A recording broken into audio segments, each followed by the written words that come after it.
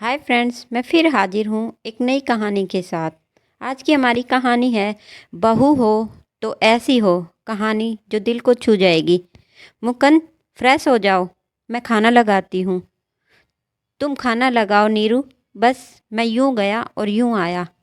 खाना परोसते हुए नीरू कुछ कहना चाह रही थी, मगर हिम्मत न जुटा पाई। खाने की मेज पर खाना खाते हुए मुकुंद कहता है, नीरू, आज तुम्हारा ऑफिस का दिन कैसा रहा? अच्छा था। आज लंच में निहारिका मिली थी, तुम्हारे बारे में पूछ रही थी। आजकल लंदन में है, किसी ऑफिस मीटिंग के सिलसिले में आई है। 2 दिन बाद रिटर्न जा रही है। अच्छा, संडे लंच पर बुला लेती उसे। काफ़ी समय से गेट टुगेदर नहीं हुआ है, इसी बहाने मिलना हो जाता। रोहन भी आया है क्या? हाँ, रोहन भी आया है। काफ़ी बिजी हैं वे। मुश्किल है आना, देखती हूँ। एक बार बात करती हूँ कल। दोनों को एक बहुत बड़ा प्रोजेक्ट मिला है। अच्छा, कैसा प्रोजेक्ट? विभिन्न संस्थाओं द्वारा चलाए जाने वाले अभियान, भारत में कुपोषित बाल एवं उनके निदान हेतु उठाए जाने वाले कदम का विश्लेषण कर रिपोर्ट तैयार करनी है। टेबल के सामान समेटते हुए नीरू हिम्मत कर मुकुंद से कहती है, मुकुंद, क्या तुमने माँ से बात की? नीरू, समय ही नहीं मिला। तुम खुद ही बताओ, मैं माँ से कैसे बात करूं? कैसे आश्रम की बात? मुकुंद, इसमें गलत भी क्या है? मुझे लगता है तुम्हें बिना संकोच के माँ से बात करनी चाहिए। मैं उनके भले की ही बात कर रही हूँ। नीरू, मुझे लगता है वो जैसे जीना चाहती है उन्हें जीने दो। इस उम्र में अब ये। मुकुंद, तुम समझना क्यों नहीं चाहते? नीरू, माँ ने जीवन में बहुत कुछ झेला है। अब इस तरह का वाक्य वह सुन ना सकेंगी। मैं तुम्हारी माँ की कोई दुश्मन नहीं हूँ। मैं उनके भले की ही बात कर रही हूँ। नीरू, मैं काफ़ी थक गया हूँ। इस विषय में कल बात करेंगे। अगली सुबह। गुड मॉर्निंग मम्मी जी, कैसी हो? गुड मॉर्निंग नीरू, मैं अच्छी हूँ। कल रात बहुत दिनों बाद बहुत अच्छी नींद आई नीरू। आज ऑफिस नहीं है क्या? मम्मी जी, ऑफिस तो है, मगर मैंने आज छुट्टी ली है। आज मैं पूरा दिन आपके साथ बिताना चाहती हूँ। ये तो बहुत अच्छी बात है। तुम बैठो नीरू, मैं तुम्हारे लिए नाश्ता बनाती हूँ। नहीं मम्मी जी, हम दोनों एक साथ नाश्ता करेंगे, फिर शॉपिंग के लिए जाएंगे। नीता, बहू का प्यार और अपनापन देख अपने भाग्य एवं पूर्व कर्मों के लिए ईश्वर का शुक्रिया अदा कर रही थी। नीरू को ससुराल आए अभी 1 साल भी नहीं हुआ है, लेकिन घर में पूरी तरह रच बस गई है। नीता और नीरू दोनों तैयार हुई और निकल पड़ी शॉपिंग के लिए। घर लौटने से पहले नीतू ने ड्राइवर से गाड़ी को आश्रम की ओर ले जाने को कहा। आश्रम का नाम सुनते ही नीता के हाथ पैर फूलने लगे। मन में भय जागृत होने लगा।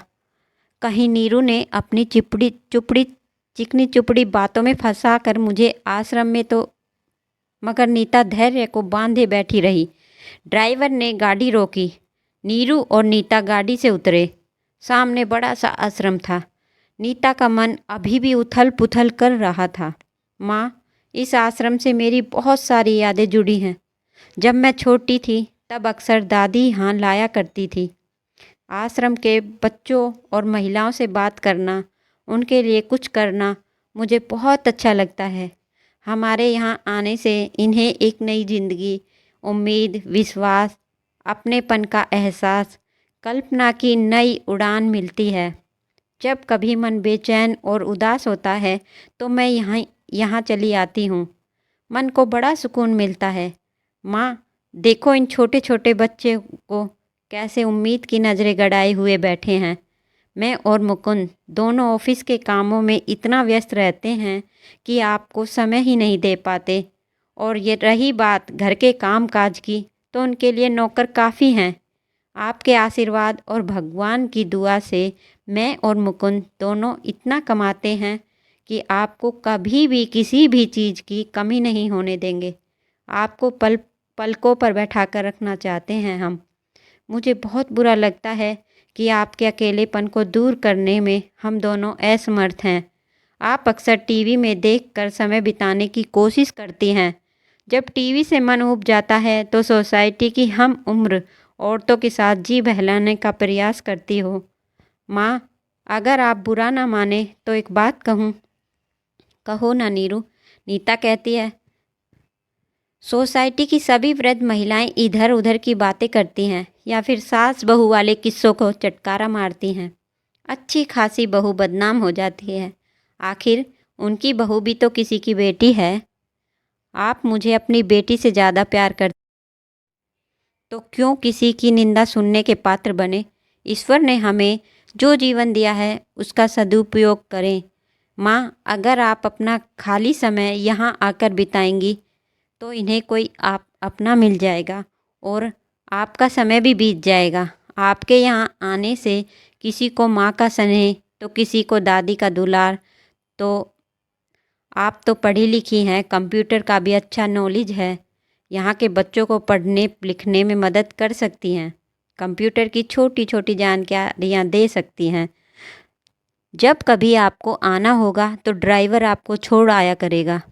आपके मन को शांति सुकून मिलेगा। मेरी बातों का बुरा ना मानना। मैंने मुकुंद से इस विषय में आपसे बात करने के लिए कहा था, मगर वह संकोचवश कुछ कह नहीं सका। नीरू, कल रात मैंने तुम्हें मुकुंद से बात करते हुए सुन लिया था। तुम्हारी आधी अधूरी बात से मैं कांप गई थी कि बेटे बहू मुझे आश्रम में भेजना चाहते हैं, मगर आज तुम्हारी बात सुनकर मेरा सीना गर्व से चौड़ा हो गया। मुझे बहू के रूप में साक्षात मेरी बेटी मिली है, जो मेरी खुद से भी ज़्यादा चिंता करती है और मुझसे प्रेम करती है। जो बात मुझसे मेरा बेटा न कह सका, वही तुमने कितने सहज और सरल शब्दों में बयान कर दी। Thank you Neeru. वैसे भी घर में पड़े पड़े मैं ऊब जाती हूँ। मैंने कभी नहीं सोचा था कि इस उम्र के पड़ाव को इतनी सुकून के साथ जिया जा सकता है। अपने दुखों को भूल हम किसी की खुशी का हिस्सा बन सकते हैं, यह विचार कभी हृदय में आया ही नहीं। हमारी एक किसी के जीवन में रंग भर सकती है। इस बात का आभास आज हुआ। नीरू, तुमने मुझे जीवन के इस पड़ाव पर जीने की नई मुस्कान और राह दिखाई है। यह सुनकर दोनों आपस में गले मिलती हैं। थैंक यू दोस्तों। आज की कहानी आपको कैसी लगी हमें कमेंट करके ज़रूर बताइए। मिलते हैं अगली कहानी के साथ।